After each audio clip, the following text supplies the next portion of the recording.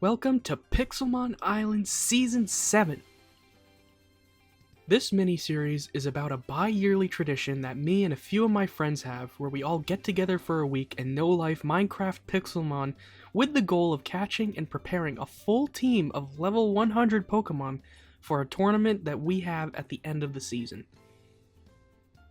Every single season, we always change the game slightly or add extra rules to keep things fresh. This season, we're going to try something completely different, in that we have cut down the Pokédex substantially. This is why throughout the series, you'll mostly be seeing the same 5 or 6 Pokemon depending on which biome I'm in. With these limitations, I've already put together a team of Pokemon that I would like to use for the tournament. I'd also like to note that I am a complete novice to competitive Pokemon.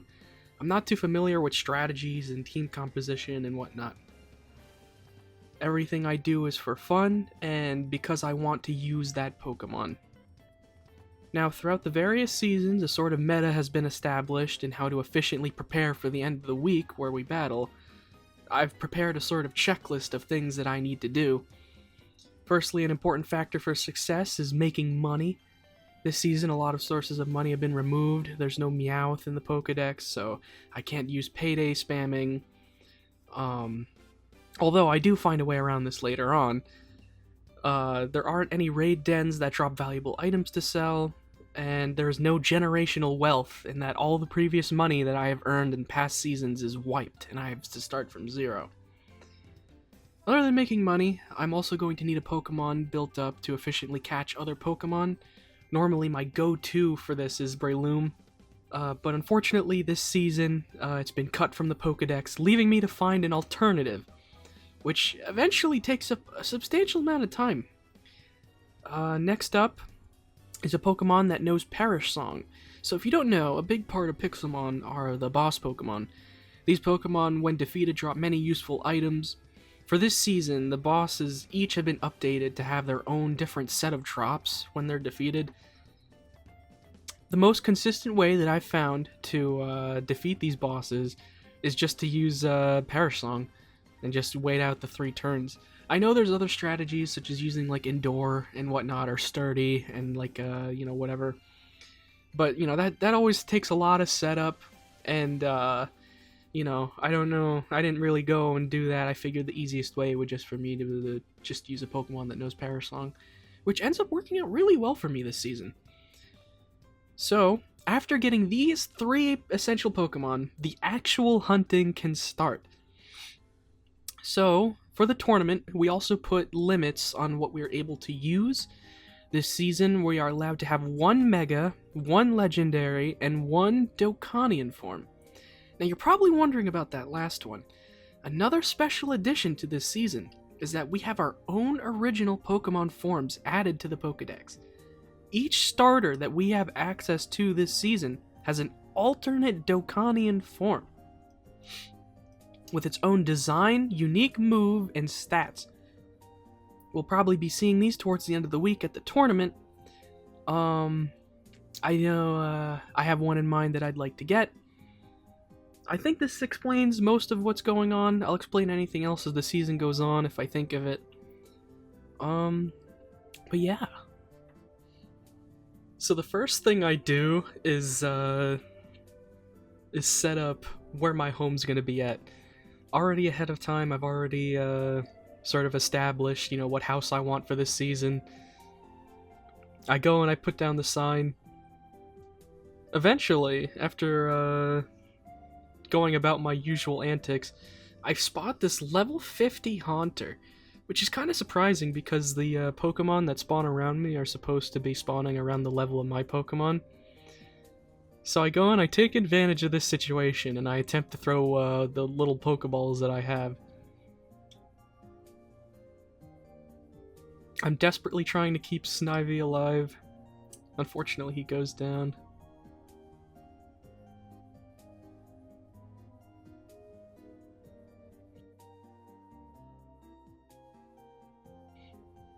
I think, yeah, I got 2 Pokemon left, the Teddiursa and Ghastly.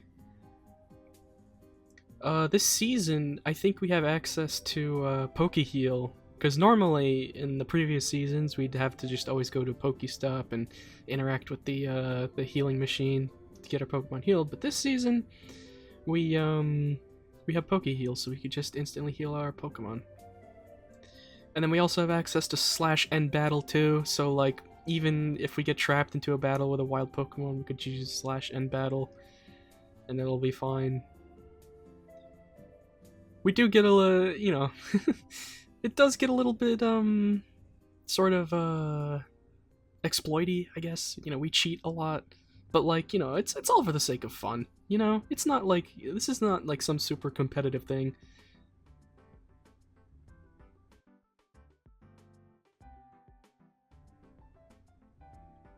I think eventually I catch this Haunter in an Ultra Ball. There it is.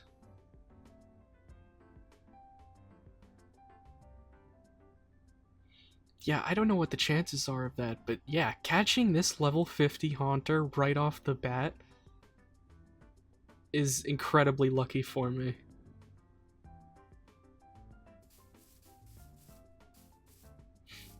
Oh, okay. I think here, yes. So we have a mod that adds the feature from Pokemon Arceus, I think it is, where like you can hear the shiny noise. And this ends up being the first shiny of the season. A female Spinarak. I don't actually end up using this, but I think it was just still interesting to add. I don't really have much difficulty trying to catch it, I don't think. I think I like put it to sleep or something. After I catch the Spinarak, I then eventually go on to start exploring the map. The map for this particular season is, I think, the largest one that we've had so far. I think the whole map in its entirety was like 10,000 by 10,000. So we have never had this much space to work with before. A lot of times too, we're not really, because the map is so small, we're not really allowed to like break stuff and, build things and whatever. Or at least like, to a really like large degree. This time though, we were, we basically established that it would be fine if we played Minecraft essentially. We didn't really have any concerns about breaking things and building stuff and whatnot. I mean, this isn't to say that we needed to particularly for this season, but like there's definitely going to be some parts coming up, I think, where you see me like do some mining and whatnot. Fast forwarding through this though, eventually I find the first major biome, the taiga biome, which is going to be really important because there's a Pokemon here that I really want to get for the tournament. It's here that eventually I come across our next shiny of the important shiny, I should say.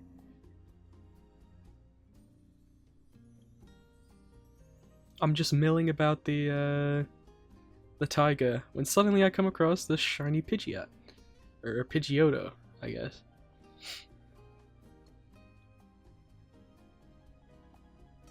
I didn't mention it before, but a really good Pokemon to have as well during this week-long endeavor is a Pokemon that's able to fly.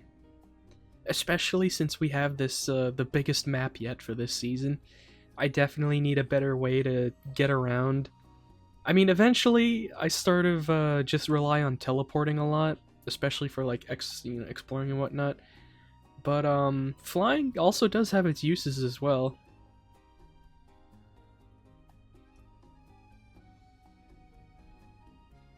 I think it takes a while, but I do eventually end up catching this thing.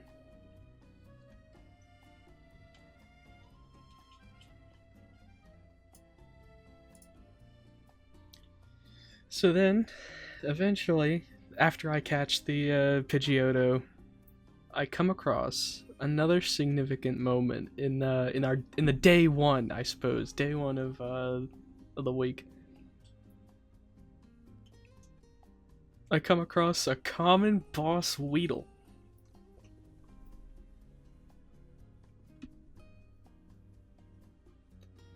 I go and I send out my haunter. I'm not too worried about losing to this thing.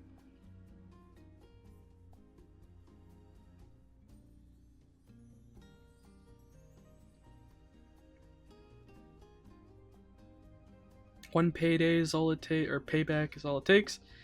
So the change to common bosses for this season was that they drop berries. A big problem that is consistently had every single season is just the acquisition of berries. I cannot tell you how many hours I've spent just foraging in one area trying to get one berry that I need for something. Next up, I eventually come across a epic boss, Ghastly. I'm not sure if I'm able to beat it. I don't think I end up beating it.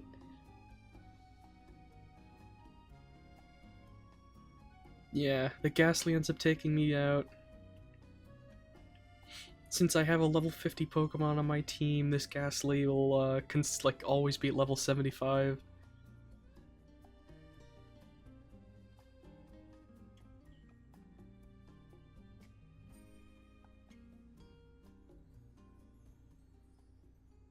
And then, eventually, the first, legendary spawns. Unfortunately, it's not by me. It's by, one of my other friends.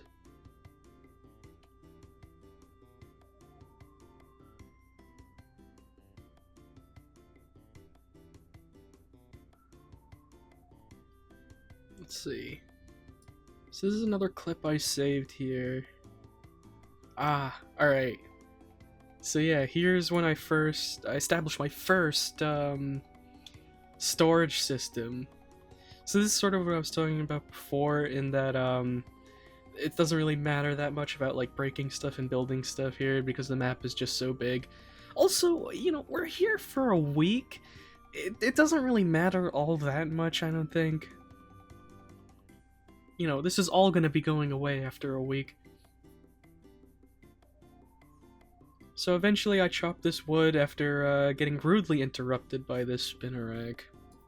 And I take it all back to my house and I start setting up a line of double chests. And I start sorting away all my items. Alright, I then do some more exploring. And I sort of just look for more biomes. I eventually come across a little bit of a snowy biome. I come across the Badlands, the mushroom, the jungle, and then eventually the forest, where I come across a Ralts. A male Ralts, too, which will eventually become really important later on.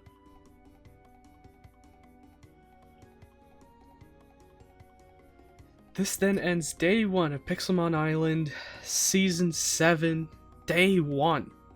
I'm thinking I'm probably going to split everything up into, each day is probably going to be a video.